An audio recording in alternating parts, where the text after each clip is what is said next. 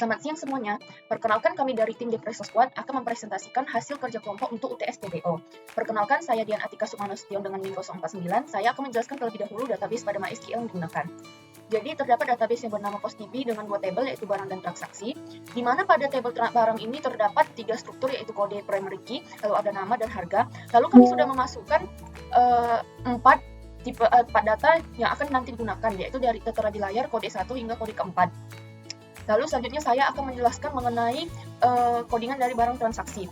Kode yang tertera pada layar ini kode untuk membuat kelas barang transaksi di mana terdapat variabel yang bertipe data string yang itu dia private. Private itu maksudnya dia nggak bisa diakses oleh kelas lain si kelas barang transaksi.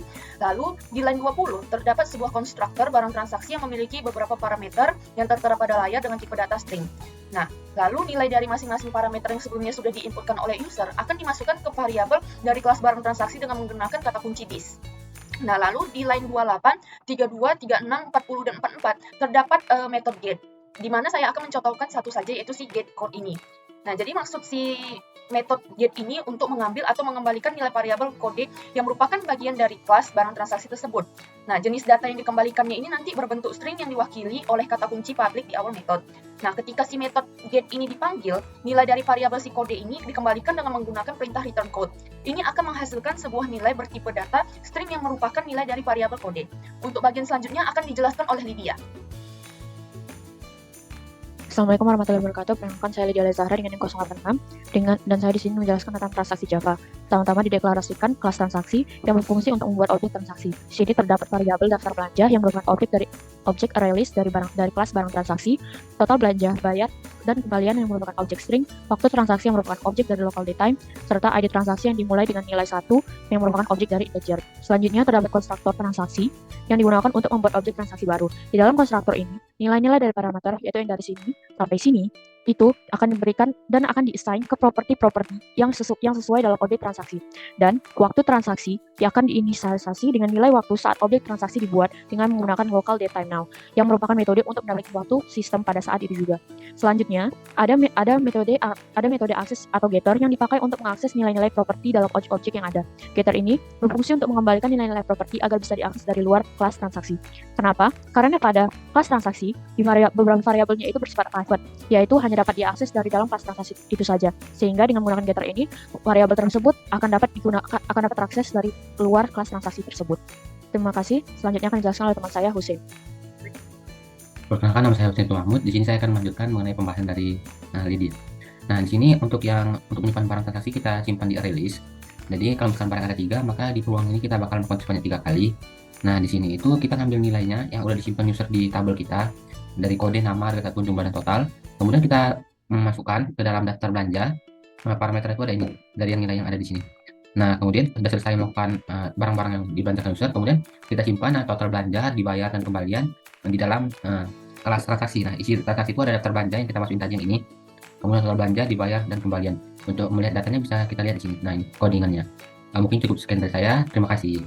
Baik, akan saya lanjut untuk nomor 3. Perkenalkan, nama saya Miranda Zentika Siaran dengan NIM 066. Nah, di sini tuh saya akan menjelaskan sedikit tentang yang nomor 3. Di mana soal nomor 3 itu yaitu J of Champagne, di mana J of Champagne itu adalah kelas di Java yang menyediakan dialog box atau juga pop-up box, di mana akan memunculkan pop-up box ketika kita menggunakan konstruksi try catch.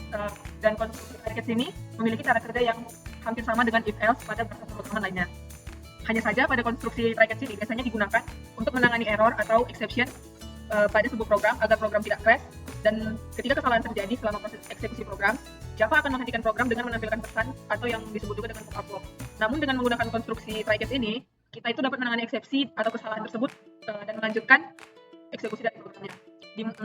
Dan pada project ini di mana menggunakan try catch itu, yang pertama itu ada di line 435. Line 437 yang ini, di mana ini berfungsi pada saat user menginputkan kode barang yang mau dibeli. Ketika user menginputkan selain daripada angka, maka akan muncul pop-up yang bertuliskan input harus berupa angka ini, yang saya highlight. Lalu jika kode yang diinputkan user sudah benar, maka barang tersebut terdeteksi, yaitu ini dia. Jadi yang awalnya itu kan flagnya itu kita buat 0, maksud flag ini itu barang itu belum terdeteksi. Lalu jika sudah terdeteksi, maka kita akan masuk ke sini, flag sama dengan 1, lalu akan muncul untuk selanjutnya jumlah belanjanya, barang ditemukan, lalu daftar barang, dan lainnya. Jika barang tidak ditemukan, maka flag akan tetap 0. Lalu keluar lagi dialog box atau pop-up box yang berisikan produk code not found, di mana eksepsi ini akan tersimpan di catch yang ini, eksepsi yang kedua. Lalu untuk catch yang terakhir itu ada di line 76, yaitu ini, di mana try catch yang ini digunakan itu untuk ketika user mengubah inputan kuantitas menjadi huruf ataupun karakter. Namun di sini tuh pop-up box-nya itu tidak muncul, melainkan kotaknya itu menjadi warna merah menunjukkan bahwa itu error. Di sini juga kami masih belum mengetahui parent komponen dari si catch yang ini ya. Untuk selanjutnya akan dilanjutkan oleh teman saya. Oke, saya akan jelaskan tentang formulas. Jadi itu untuk lebih simpelnya, sebenarnya perkenalan sampai rasa dalam formulas ada dua pertama ini ada voice exit. Nah, ini akan dibuat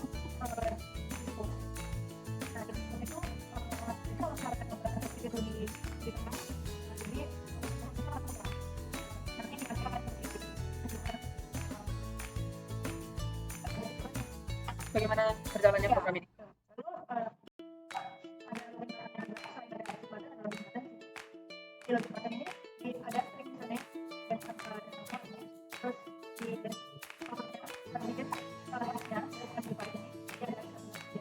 Kalau misalnya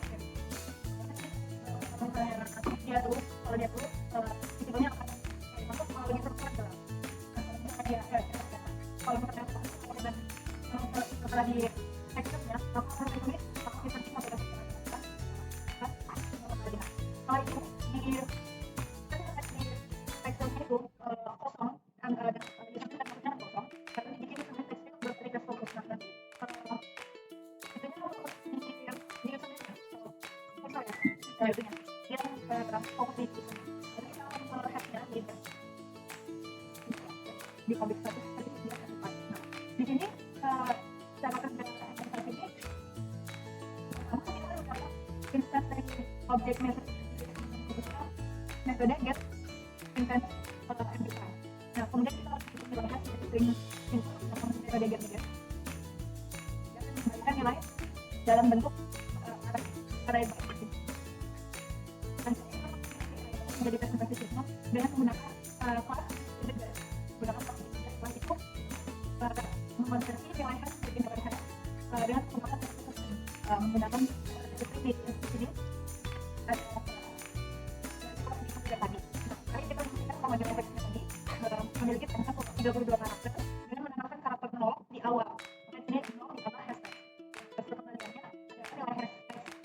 Ini dari hashtag kita adalah nilai hashtag dalam bentuk string yang dapat digunakan untuk mengaplikasi integritas data atau hasil dokumen. Nah, jadi di bawah ada di sini itu password yang aktif dan sekian. Lalu kita akan mencoba programnya berjalan. Nah, pertama masuk di bagian form, kita masukkan dokumen aktif dalam masuk ini. Nah, lalu di sini database kami ini berisi 4 barang, yaitu jadi kodenya ada 1, 2, 3, 4. Lalu kita coba aja langsung kode 1. Lalu kita coba apa yang terjadi ketika kita memasukkan di luar daripada angka, langsung muncul input harus berupa angka. Lalu bagaimana kalau kita memasukin inputan yang di luar daripada yang ada di database, misalnya 5, maka produk code not found. Lalu ada di ini jumlah kuantitas ini yang tadi yang kita ubah misalnya jadi A, maka dia harusnya itu muncul si pop-up box tapi hanya muncul berwarna merah. Lalu untuk pembayaran ini tadi kita buat misalnya jumlahnya 2, lalu total ini langsung berubah. Untuk pembayaran kita buat misalnya uang kita kalau kurang 10.000, muncul lagi pop-up box-nya insufficient payment amount. Nah, kalau dia 20.000, maka akan kembaliannya 0. Kalau kita bikin 30.000, kembaliannya 10.000. tadi seperti kita bisa kalau misalnya kita kan, kalau saya bahkan dia akan